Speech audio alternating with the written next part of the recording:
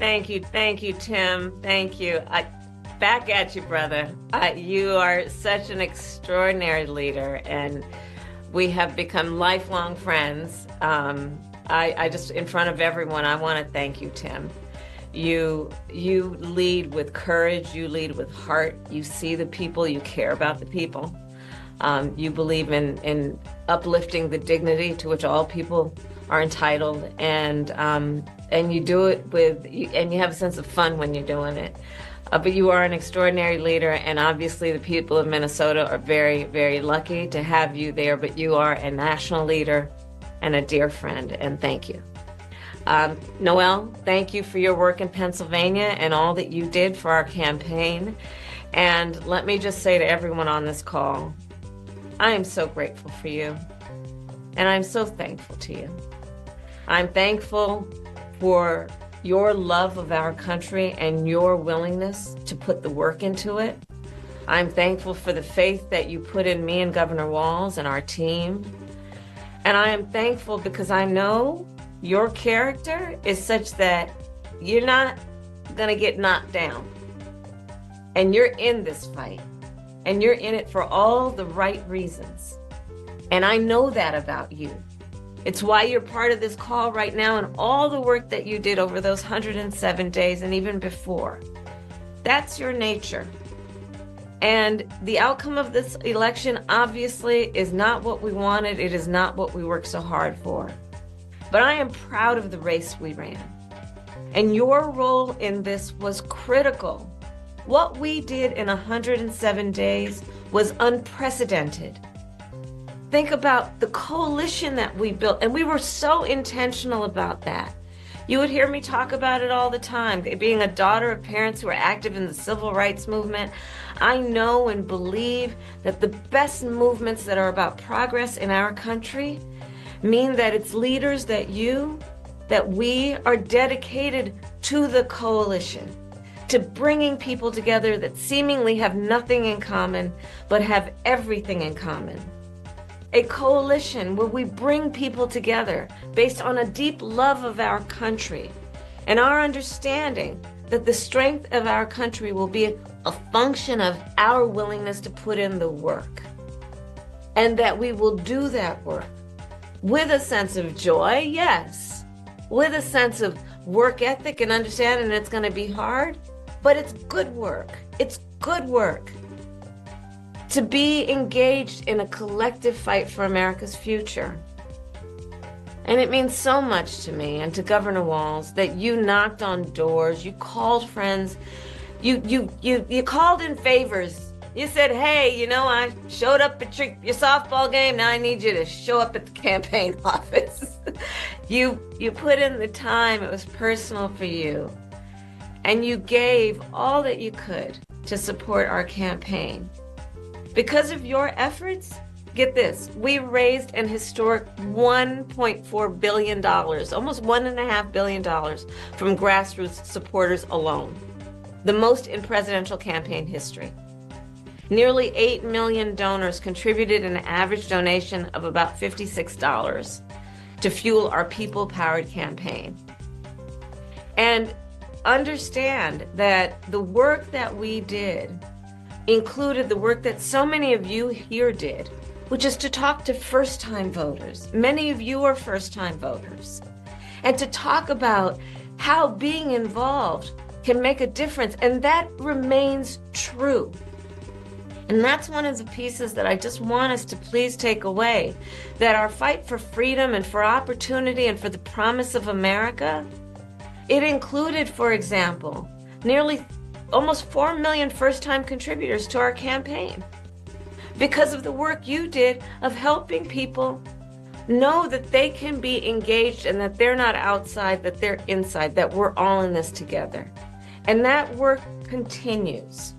The work must continue of reminding ourselves that we have an ability to stay engaged in a way that will make a difference. The work that you all did, it's going to have lasting effect. Again, I'll say, the election didn't turn out like we wanted it to. Certainly not as we planned for it to. But understand that the work we put into it was about empowering people. That's the spirit with work we did. Our spirit and our work was about saying that it is a strength that we each have to lift people up, as opposed to beating people down. It is a strength we have that has lasting effect. So all that work that you did that was about engaging with other people, engaging with perfect strangers and in their face seeing a neighbor, that has lasting effect. It reminds people that there are leaders like you who care and will bring us together. And you know, sometimes in the darkest moments, people lose faith in that.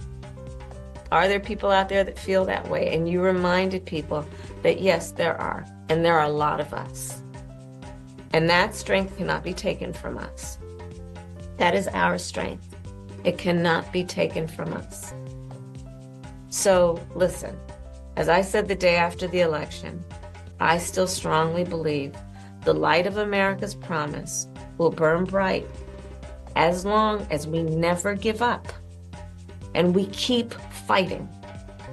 And the fight that fueled our campaign, a fight for freedom and opportunity, that did not end on November 5th. A fight for the dignity of all people, that did not end on November 5th.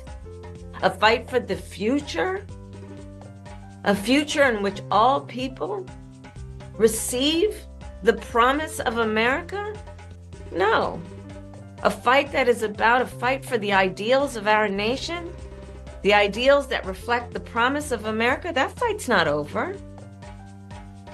So look, we still have a lot to fight for, okay? A future where every American can pursue their dreams, ambitions, and aspirations, where the women of America have the right to make decisions about their own body, not their government telling them what to do. Our fight for the rule of law, for freedom for all, for equal justice, for the sacred principle that everyone, no matter where they start out, has certain fundamental rights and freedoms that must be upheld. That's not over. That fight's still in us, and it burns strong. And I know this is an uncertain time. I'm clear-eyed about that. I know you're clear-eyed about it. And it feels heavy. And I just have to remind you, don't you ever let anybody take your power from you. You have the same power that you did before November 5th. And you have the same purpose that you did. And you have the same ability to engage and inspire. So don't ever let anybody or any circumstance take your power from you. Look, this mission that we have, it takes hard work. But as you've heard me say many times, we like hard work. Hard work is good work. Hard work can be joyful work. And in doing our work, we will remain committed and intentional about building community, building coalitions, reminding people that we all have so much more in common than what separates us. We will be armed with the faith and the fuel that tells us what is possible and then drives us to achieve it. So let's continue to organize and mobilize and stay engaged. And I thank you all. I thank you all. We are all in this together, all right? We are all in this together. And on this I wish everyone a happy Thanksgiving with the ability and to find the ability at this moment to just remember there is so much to be thankful for. And so I wish for you that you are surrounded by the people you love and who love you. As you know, I encourage you to be around family in whatever way you compose that family, but to take a moment and just reflect on all the good you have done and all the good you have yet to do. We are powerful, those of us who love our country.